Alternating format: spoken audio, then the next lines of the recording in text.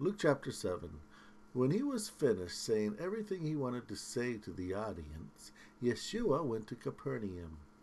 A centurion's servant, who was very dear to him, was very sick and near death. When he heard about Yeshua, he sent some Jewish elders to him to ask if he would come and save the life of his servant. So they came to Yeshua and pled, "He is worthy of having you do this for him. He loves our nation and has even built us a synagogue." Yeshua went with them.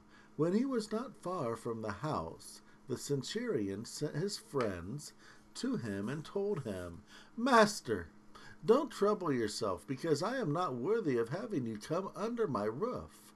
I don't consider myself worthy of approaching you myself, but simply say the word, and my young man will be healed. I too am a man under authority, and I have soldiers under my command. I say to one, 'Go,' and he goes, and to another, 'Come,' and he comes, and to my servant, 'Do this,' and he does it."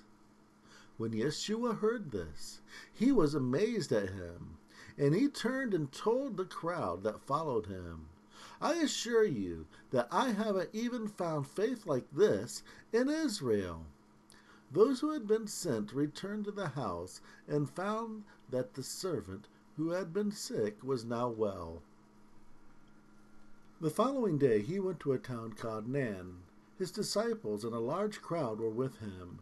As he approached the town gate, he saw a funeral procession carrying a dead man who was his mother's only son, and she was a widow, and a large number of townspeople were with her. When Yeshua saw her, he felt sorry for her and said, "Don't cry." He went and touched the coffin support, and the people who were carrying him stood still. He said, "Young man, I say to you, awaken." The dead man sat up and began to talk, and he presented him to his mother. Everyone was awestruck, and they praised Jehovah. They were saying, "A great prophet has arisen among us. Jehovah has visited his people."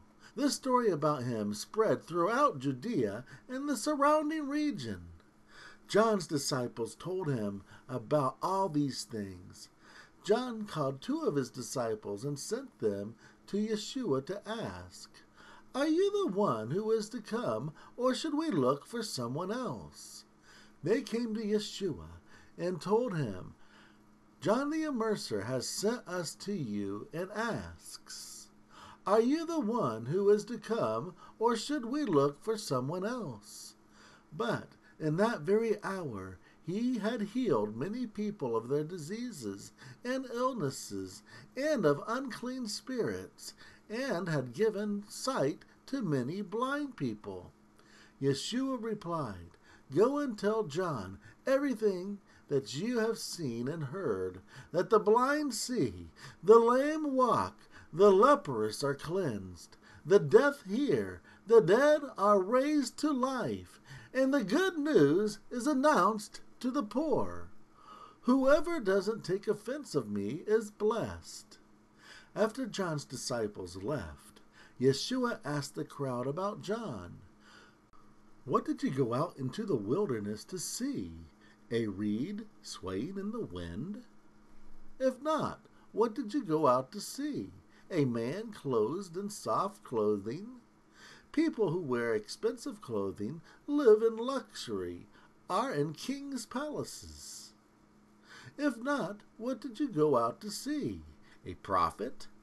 Yes, I tell you, and even more than a prophet. This is the man referred to in the Scriptures when it says, 'I'll send my messenger before you to prepare the road ahead of you.' I assure you that no prophet born of women has been greater than John the Immerser. Yet the least influential person in the kingdom of the heavens is greater than he is." Everyone who heard him, even tax extractors, praised Jehovah, having been immersed with John's immersion. But the Pharisees and Torah teachers defiantly rejected Jehovah's will, refusing to be immersed. So what can I compare this nation, brackets, or generation to? What are they like? They are like children who sit in the marketplace and call out to their friends, who play the flute for you and didn't dance. We sang dirges for you, and you didn't cry. John the Immerser came eating no bread and drinking no wine, yet you said, he has a demon. The human Son came eating and drinking, and you say, look, a glutton and a wino, a friend of tax extractors and notorious sinners. But wisdom is vindicated by her deeds. One of the Pharisees came and asked him to eat with him. So he went to the Pharisee's house for a meal. There was a woman in the city who was a notorious sinner.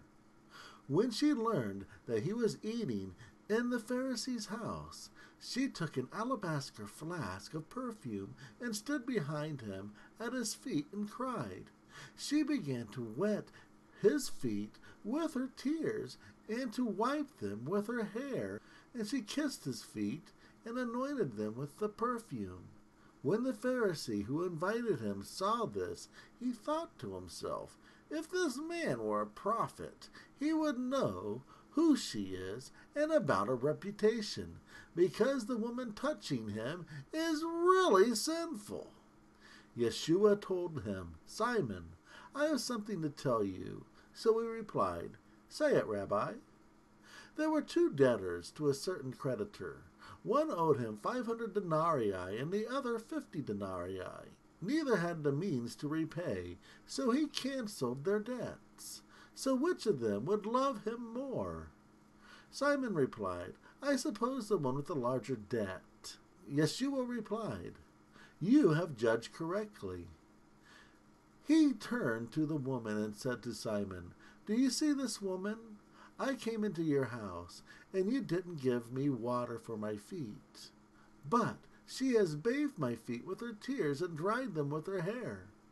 You didn't kiss me, but this woman has continually kissed my feet since she came in. You didn't anoint my head with olive oil, but she has anointed my feet with perfumed ointment. So I tell you, her many sins are forgiven, because she has so much love. But the one who is forgiven of little loves little. He told the woman, your sins are forgiven. Those who were at the table began saying to themselves, who is this that even forgives sins? Yeshua told the woman, your faith has rescued you from destruction. Go in peace.